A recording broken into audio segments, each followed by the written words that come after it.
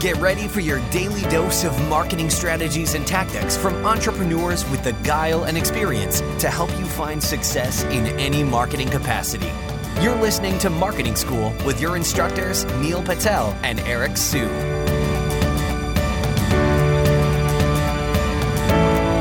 Welcome to another episode of Marketing School. I'm Eric Su.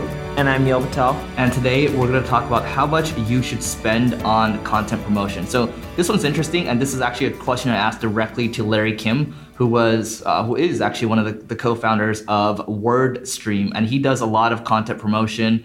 And he's pretty well versed when it comes to the world of paid advertising because his company is focused on paid advertising. So my point is, I talked to him about it because he had a really good presentation at the Growth Hackers conference, a couple months ago. And, he's basically saying that whenever he pushes out a new piece of content, he's trying to find unicorns out there. So a unicorn could be something that has, really high engagement rates. We're talking 10% or so, depending on your industry. And, he's pushing $50 each time to each of these. And he's just investing a little here, and to see what one has, a lot of potential. Kind of like, when you're playing Limit Texas Hold'em and you're going to put in a little money each time because, any two cards have potential and it's only limit. And, it's a fast way to lose money, but you just look for one thing that's going to take off and you can go all in on it eventually. So that's one way to go about it, just $50 a pop. Neil, what do you do? There's two ways to think about it, right? With content promotion, you should be spending 50% of your time writing your content, 50% of your time promoting it. Some people do 20% of their time writing it, 80% of the time promoting it. You can pick whatever percentage, but at least half of it should be on content promotion.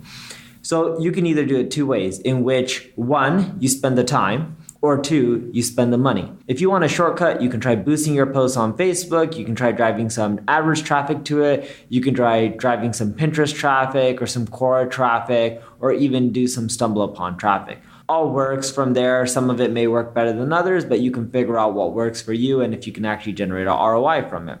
The second aspect is if you don't want to spend the money, you can still promote your content, but you're going to have to do it with your time. For example, you can Google all the similar related content. You can go to search.twitter.com, put in a URL of a similar article, find all of those people's email addresses who tweet out your competitor stuff, and you can shoot them a simple email like, hey, so-and-so, I noticed you wrote, or hey, so-and-so, I noticed you shared X, Y, and Z article by author A, B, and C. I have a similar article called 1, 2, and 3, and mine covers this, that, and the other. If you like it, feel free and share it. Thanks. And that's it, right? So you can try that. Or for all the people that you link out to within your post, you can just shoot them an email like, hey, Eric, I have to say I'm a huge fan of yourself, so much so that I even linked out to you from my latest blog post. Feel free and check it out here. Cheers, Neil. P.S. If you shared it, it just wouldn't make my day. It would make my year. So either spend money or spend time promoting your content.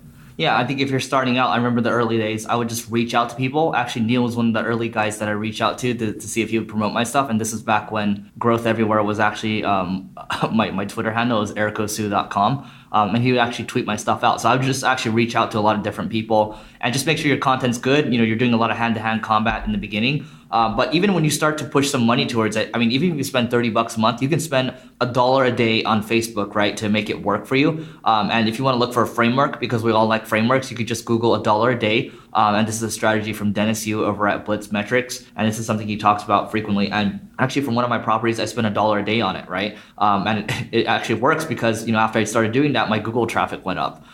So, I'm not going to say that's the only signal, but hey, it worked out for me. So I'm continuing to spend that $1 a day. And, for the post that we have over at Single Grain, whenever we publish something new, we spend about 25 to $30 or so. And we're looking for something to take off. And sometimes it doesn't even have to be that way. Just look at your analytics, look at your Facebook insights, and then maybe you can invest in the ones that are, truly standing out from an organic perspective, and then, crank up the budget from there. So, content promotion, I think it's really important. A lot of people tend to forget about it.